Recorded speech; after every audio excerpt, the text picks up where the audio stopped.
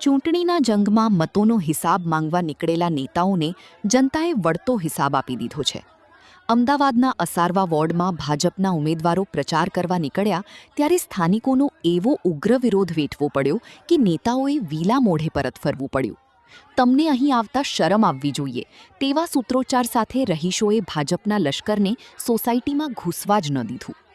રહીશોનો આક્રોશ વાજબી પણ છે. છેલ્લા 6 મહિનાથી ગટરનું ગંદુ પાણી પીવા મજબૂર બનેલી જનતાનો આરોપ છે કે જ્યારે જરૂર હતી ત્યારે કોઈ નેતા જોવા પણ આવ્યા નહોતા. ઉલટાનું પૂર્વ કોર્પોરેટર અનુબેન પટેલે તો ફોન કરનાર રહીશોને તમારા વોટની જરૂર નથી કહીને ટોણો માર્યો હતો. હવે જ્યારે દીકરીઓ ઝાડા ઉલટીના ખાટલે છે અને બોર્ડની પરીક્ષાઓ ચાલે છે ત્યારે વોટ માટે નીકળેલા આ લશ્કરને જનતાએ અરીસો બતાવી દીધો છે. ઓમનગર અને કિસ્મત સોસાયટી સહિતના વિસ્તારોમાં ભાજપ ભગાઉના નારા લાગ્યા હતા.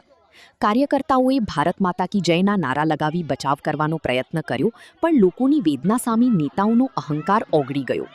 નેતાઓના ગેરવર્તન અને કામગીરીના અભાવે અસારવામાં જે રીતે ભાજપના ઉમેદવારોને પ્રચારમાંથી ભગાડવામાં આવ્યા છે તેનો વિડીયો અત્યારે સોશિયલ મીડિયામાં જોરદાર વાયરલ થઈ રહ્યો છે.